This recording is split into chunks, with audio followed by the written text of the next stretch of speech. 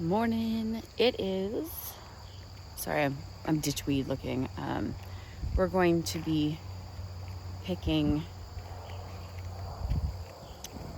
plantain today.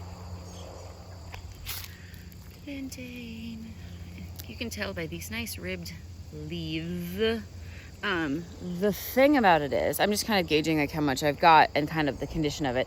I don't, and that's one of the reasons that I don't pick elderberry close to the road. The main road right down here has a bunch of really nice tall elderberry bushes, and I'm considering they're kind of, the hard part is they're down in the ditch and then kind of up the other side a little bit.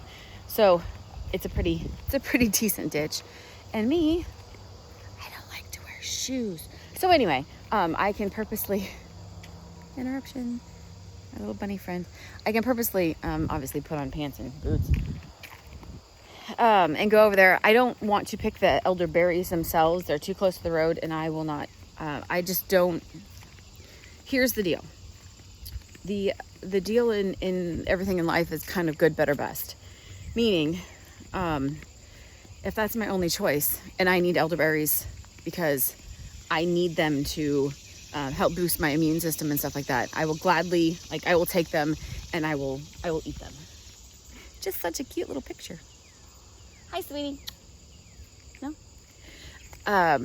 As of right now, I have a better choice. And the better choice is to actually take a limb from one of these elderberry, because they're really nice and big. They produce a lot of berries. Take a limb and plant them. We won't be living here forever. I'm making that as a statement. Like I'm telling myself, we will not be living here forever. It's supposed to be sunny all week this week, finally. So hopefully, then we can get moving on the well and the septic system. And this is one thing that people just do not understand. It is not a fast process, especially in the great state of Tennessee, where over the last 4 years, 8 million people have decided that this is just such a great place to live. We really should be like, look, we're not accepting any more friends here unless you've been highly, highly vetted.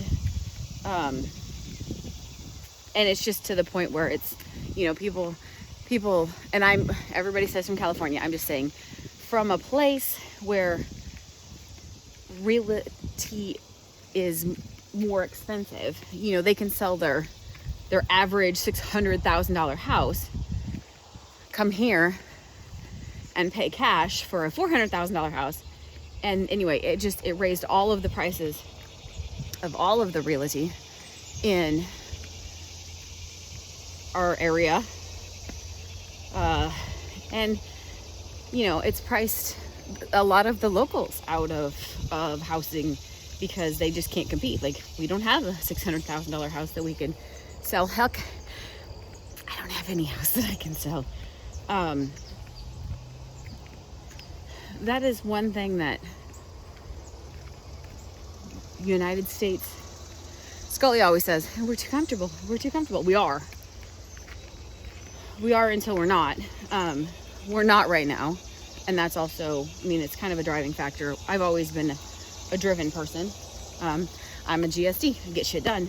It's what I do. That's my best skill. Give me a problem and we're going to figure out how to fix it. I have always said, one of my magic mom skills is to get around things. And that sounds horrific. People are like, what? You just circumvent all the rules? No, I play within the rules most of the time. But my magic skill is figuring out how we can. Like when we were in high school and the cheerleaders wanted to do a fundraiser and we're not allowed to have people pay 50 cents for a ticket. There's a really big truck coming up my driveway, my road. You're not allowed to, because that's gambling. So what we're gonna do is we're gonna make them pay 50 cents for a lollipop, which includes a free ticket to see if they win something. That's like the easiest way to get around things. Please hold.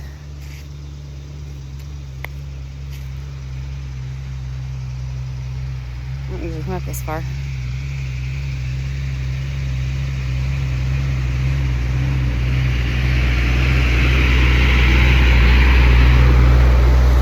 Big old truck. Doesn't happen very often, but if you've been with me for a few days, the neighbor must be having some work done because he had the contractor come out. Oh, whole load of gravel. So they're probably paying, I think about once a year, once every other year, they pay to gravel. Where I was standing, everything down past there is actually a lane, so they pay to have the lane graveled. I can hear him stopping. And anyway, so that is what I kind of, I've always grown up, you know, somebody tells me I can't do something one way. All right, well, how can we do it? And I've always been that way. You know, they're telling you that you have to do X, Y, and Z in order to homeschool. And that's kind of like my hold my beer moment. Like, I will show you that there's other ways we can do this. There's other ways we can get around it. There's other ways, you know, and people have been doing this for years. Okay, I can't, by your words, I'm not allowed to sell, you know, raw milk in the state of Tennessee. Come on, Tennessee, catch up. Catch up. Food freedom. Okay, if I want to go buy whatever from my neighbors, whatever, it doesn't matter what it is. If I want to buy that and I choose to consume it, I choose to give it to my family, that's between us and it has nothing to do with you. We need more of that in our life. We need more of our standing up, and I'm going to go write my congressman today and be like, look, people, get this put through so that this is, it's not a thing anymore. Like, leave us alone. Anyway, I'm still in the leave us alone camp. Trying to see if he's coming back. It's just what I do. I get around things. Like, I try. So one of the things that we're kind of getting around is, again, still within the, quote, rules of the system, getting around trying to, you know, like an alternate septic system. We're not allowed to put in an alternate septic system as long as the regular system works. Okay, fine. We'll put in a regular system. But it's just one of those, like, it's not hurting anybody. Actually, it's better for the world if I don't. Why do you have a right to tell me what to do? Like I said, I'm not hurting anybody. We're not allowed to tell men they can't dress up as women and shake their booty at a library. Like, that's wrong. We can't tell them no. But you can tell me that I can't drink raw milk from my neighbors if I want to. All right. That makes total sense. The thing about that is nothing here makes sense. So back to my original point with my ditch weeds. If there is a better way, and right now I'm able to have a better way, I will take cuttings. We actually have some in our yard too. I will split plants. Probably, I keep waiting closer to the fall. We have a bunch of plants like irises and some really cool mums that don't grow in a bush that are just gorgeous. That I want to propagate and take with us, or dig up and take with us. And we're waiting till the longest, like the least. That's kind of one of the last things that we're doing. Like here, we have a whole bunch of irises in the corner. And then there's one more group. I'm half tempted to take some of this with us too. It's just a beautiful, it makes little pretty flowers too in the spring. Right here somewhere. Oh, over here in the ditch, there's a couple more really pretty irises. I don't know if you can do these little, that green this way, this little green plant right here, and that guy right there, some up here. I'm gonna get some of those and take with us too. But today we're after, I need to check out Perilla or Shisho, and I've got a big patch of that, and see if there's a reason that I need to dry it. I also have quite a few, purslane is the only thing that comes to mind, and purslane is not on my property. I haven't found purslane, but I think I bought some seeds so that I can grow it at the next place, because purslane is very useful. But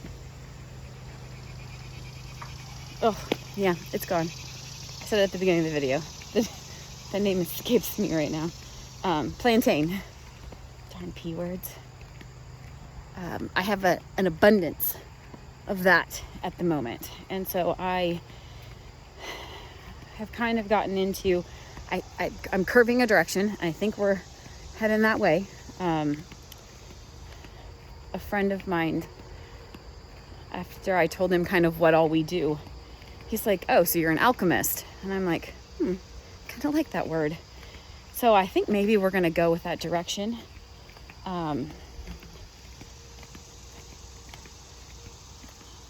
Yeah, I think that's cool. And so I think maybe going a little bit more towards I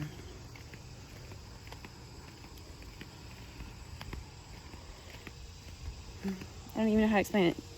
More towards the making of our own garden inputs, our own fertilizers, our own that sort of thing. And we kind of do that already ourselves. So if we can figure out how to do that a little bit bigger, think more on that. But that's kind of the direction my head is leaning towards. But since I have a dehydrator, why am I not using it? Why is it not running like all of the time? I kind of always really thought, hey, you can only gather like herbs and things in the spring. Like it's only in the spring. And I have since realized, yeah, it's not the thing. I think they're probably the best in the spring. They're probably the most potent in the spring. But even my oregano is good in the spring, but it's also good in the fall. It's a cold weather thing, or a cooler weather thing. So I think that, obviously it's the height of summer right now. But I really think that I need to just have stuff in it all the time. So I'm going to start another batch of FPJ that is mint. And I think it's a little bit more instead of the KNF version, I have to see about a little bit more of the Jadam version, the Madaj version, if you're going to talk about Drake. We'll get that started. We have a few more weeds in the herb garden. I'm not really going to do too much with it. I've got a big place that I could plant things, but hopefully we're not going to be here much longer. So I don't really want to plant too much and then walk away from that. Now, if I planted stuff now, are we still going to have this property in 2 months that I can come over and pick? Probably. So I probably should just go ahead and plant some peas or something and kind of get over it. That rolls into the next thought of, I really, really, really want to get a fall garden in. I haven't had a really big one since we've been here, because fall gardens are not really a thing where I come from. I'm trying to see if I hear the truck. And I need to figure out what my raised beds are going to look like, because they're not going to be just the 12-inch, 2-foot raised beds. No matter how much everybody says that they love the metal-sided, like the ones that are all metal, there's something about that I just can't reconcile in my brain, because metal gets hot. And in the great state of Tennessee, I feel like it gets even hotter. So that's not something that I'm really excited about.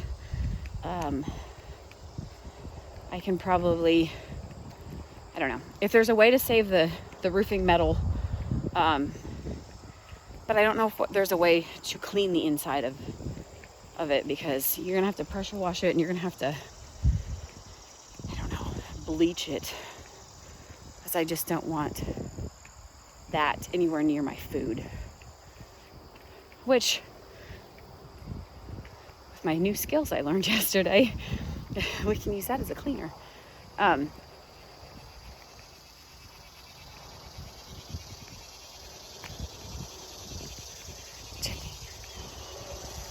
sure the road is clear. So that's kind of what we're thinking. I mean, if I can get it so that we can save that, that would be great. I just don't know if we can save all that roof metal from our house because of the fire and all of the crap that was burnt. You just don't really want that kind of junk in our raised beds. But my raised beds, I don't want to just to be 2 foot tall. I have kind of a little bit of a knee problem. I'm sure I should go to the doctor, but I don't know what they're going to tell me. There's probably not really much you can do for it. I want them probably 36 inches tall. I mean, I'm a short girl and I want to be able to reach over, but I want them a little bit taller. So I have to figure out how we're going to do those. And I think just 1x4s, like on the corners in the middle, put some tin, or even, I'm thinking in the beginning we could even do like chicken wire around it, line it with straw on the outside to kind of keep things from going out, and then put all your filler in the middle. That's why we need to get our compost. I've got a whole bunch of cow manure that I'm really trying to decide if we want to compost it. I don't know if the wheat that they are eating, if the grass that they're eating has been sprayed. I'm going to guess that it probably has, because that's how most people run their stuff. So if I hot compost it, it'll probably be okay. It's also not really how I roll. I don't really roll hot What do you want? You need me to hold I gotta go hold the deck. But that will help get me a bunch of filler for when we make those. So I'm working on designing the beds for the next place, and trying to get those, filled and what I want in them. But the problem is I don't know where I'm going to put them yet, and I'm not about to screw up placement of the next place and just put things somewhere and go, oh look, is it going to be hard to move one of those beds? Probably not, but it's still going to be a pain in the ass, because that's a lot of dirt, soil inside there, that we're gonna have you have to dig out and move as well. So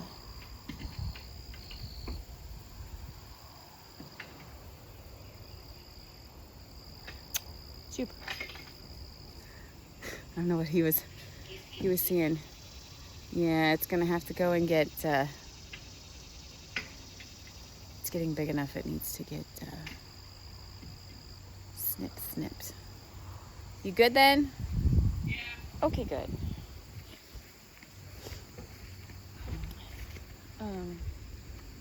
I can show you my perilla pile. It's in the middle of my driveway. John Willis just said this morning, he's like, if you want some really nice grass, put down some rock. This perilla. I've got it everywhere. It looks like it's having a little bit of a deficiency because of the dark insides and light outsides. I've got a chart somewhere that tells me that.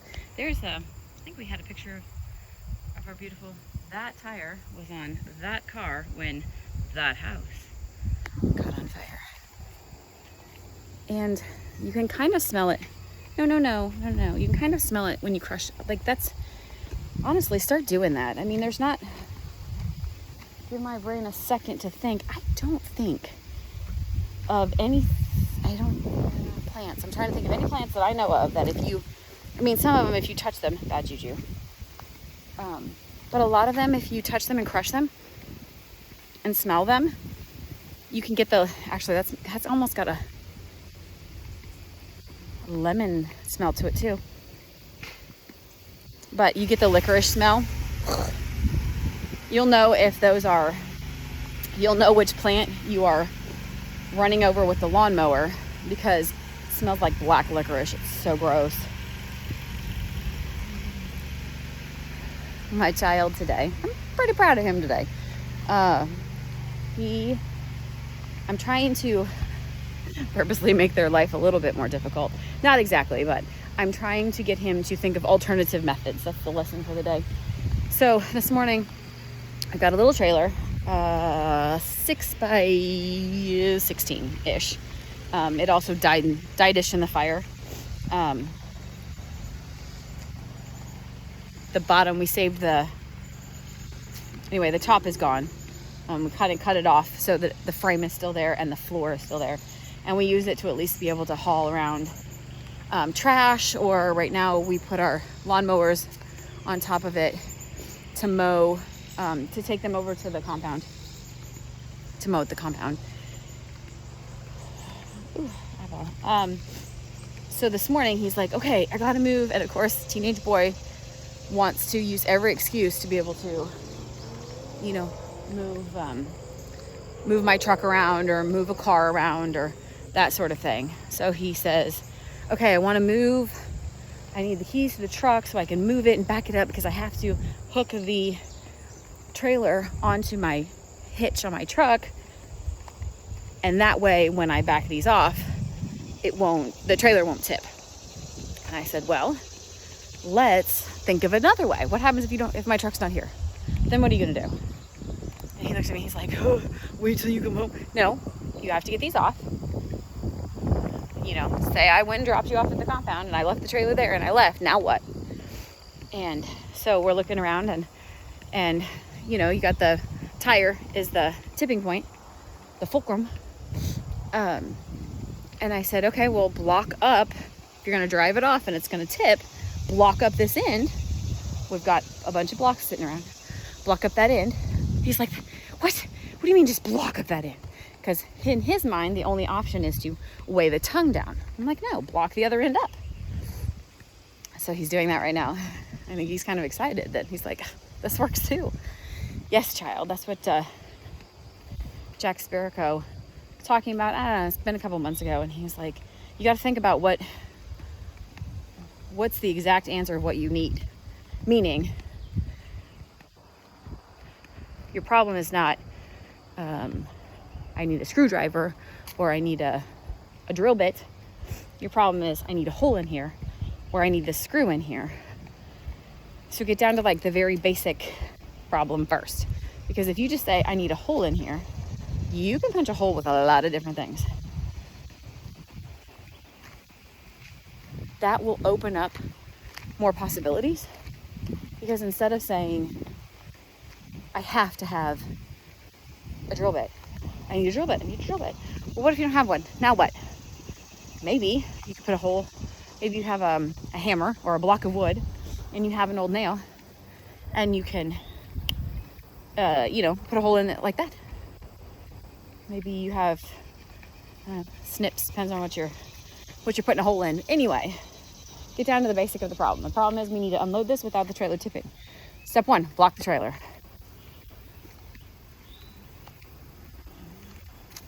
Here, I thought I wasn't going to have a lot of talk to talk about today because the day's only beginning. Lots to do in my shed. Since I've kind of veered into the direction that I'm thinking about, I'm going to sell a little bit of our extra. We've got some, we call them trinket trays. We've got some trays that I like. I might try and run one or two, but our machine doesn't do well with them. They have to be super, super, super flat. And you only can take off the very, very top layer of this leatherette, is what it's called, vegan leather. And I must not be able to. Oh, I got a blister. No wonder it hurts when it walks. I'm actually just take those off for a minute. See, feet bare. Get grounded for the day. Get those feet tougher. We used to run on the rocks. That was part of our taekwondo. We would do laps around the parking lot in the rocks to warm up. conveniently it was November. Whatever.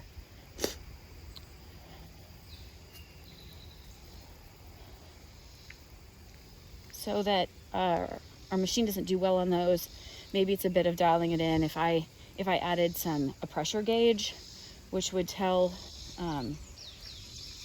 pressure gauge would be able to dial in the airflow more precisely instead of just like way low. I probably would have better success at that. And we still might do that. I might just sell it. We're kind of going with, since we have it, what can we do with it? And put it down to homesteady things, narrow it down. So our tumblers, I think I'm going to just try and make and sell the ones I've got. These leather, vegan leather trays. Meh. We want to go with a lot of real leather stuff. So gonna be kind of weeding that out and narrowing down our focus to just leather. My binder is coming in the mail. That's one of the things I wanted to tell everybody about. We are going to bind books. So I have a lot of books, like cookbooks and stuff like that, but I mean a lot of informational books. I am a huge book snob. Like I just want them all. Not really snob, collector, hoarder of books. I don't know how many from the house made it. The ones that were in my bedroom, there was a few. They made it. But not many more. I'm not sure that the ones in the living room did. I know that they got packed up, but I don't know that they made it per se. There was a lot of water, and I think I saved a couple cookbooks. I won't know that until we get to our next place and unload and kind of take stock of all of that. So we still have, no idea. People don't realize A, how long this process takes, and B, how long it takes to kind of get back to, I'm going to say regular. But we will be, I need to get a paper cutter, but we will be taking books and spiral bounding them for people so that they can lay flat. Recipe books are so much better laying flat, or you can fold them all the way up over. So that's one of the new services that we are going to offer tomorrow. Not tomorrow, we're going to offer them next week. Package tomorrow. 2 packages.